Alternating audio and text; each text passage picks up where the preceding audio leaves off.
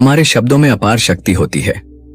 एक मीठा शब्द किसी के जीवन में खुशी भर सकता है, तो एक कटु वचन किसी को गहरे घाव दे सकता है। इसीलिए बुद्ध ने कहा था कि बोलने से पहले सोचो। इस कहानी में हम एक ऐसी घटना देखेंगे जहां बुद्ध ने एक व्यक्ति को अपने शब्दों की महत्ता का ज्ञान कराया और उसे सही मार्ग दिखाया। गौतम बुद्ध एक गांव में अपने शिष्यों के साथ रुके हुए थे। गांव के लोग बुद्ध के प्रवचन सुनने के लिए बहुत उत्साहित थे। उनके प्रवचनों से लोग जीवन का सही मार्ग समझने लगे थे।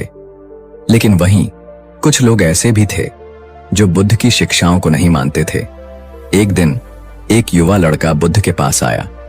वह बुद्ध से बहुत क्रोधित था क्योंकि उसके बड़े भाई ने संन्यास ले लिया था और बुद्ध का शिष्य बन गया था। वह सोचता था कि बुद्ध ने उसके भाई को गुमराह किया है।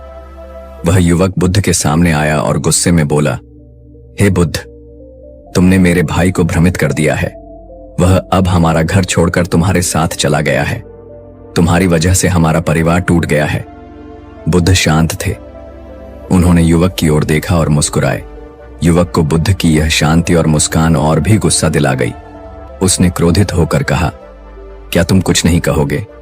तुम्हारे कारण मेरे माता पिता दुखी हैं और तुम चुपचाप बैठे हो। बुद्ध ने धीमे स्वर में कहा, बेटा, क्या मैं तुमसे एक प्रश्न पूछ सकता हूं?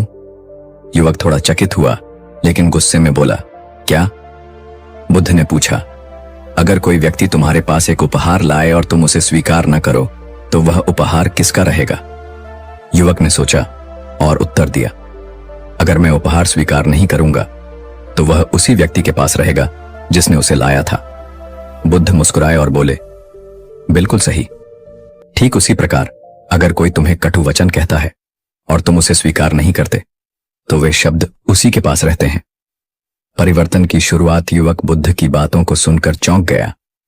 वह समझ गया कि उसने बिना सोचे समझे बुद्ध को कटु शब्द कहे। उसे अपनी गलती का एहसास हुआ।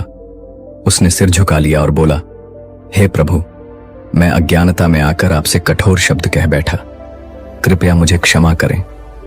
बुद्ध ने प्रेम से कहा, बेटा, यह मत सोचो कि तुम्हें क्षमा करना होगा, बल्कि यह सोचो कि भविष्य में तुम्हारे शब्द किसी को दुख न दें।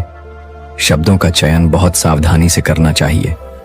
युवक ने बुद्ध के चरणों में गिरकर कहा, मैं आपकी इस शिक्षा को जीवन भर याद रखूंगा। बुद्ध की यह शिक्षा हमें बताती है कि शब्दों में बहुत शक्ति होती है। सही शब्द किसी को आनंद दे सकते हैं, वहीं गलत शब्द किसी का जीवन नष्ट कर सकते हैं। बोलने से पहले सोचने के 5 महत्वपूर्ण नियम। कोई भी बात बोलने से पहले यह सोचना चाहिए कि यह सत्य है या नहीं। क्या यह आवश्यक है? केवल वही बातें बोलनी चाहिए जो वास्तव में आवश्यक हों। क्या यह किसी का भला करेगी? शब्दों का चयन ऐसा होना चाहिए जो दूसरों को प्रेरित करे, न कि दुख दे। क्या यह प्रेमपूर्ण है? कठोर शब्दों की बजाय प्रेम पूर्वक कही गई बात अधिक प्रभावशाली होती है। क्या यह उचित समय पर कही जा रही है? हर बात के लिए एक सही समय होता है और उसी समय बोलना चाहिए। बुद्ध के अनुसार जीवन में 3 प्रकार के शब्द होते हैं।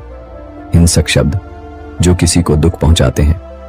व्यर्थ शब्द, जो न तो किसी का भला करते हैं और न ही किसी का बुरा।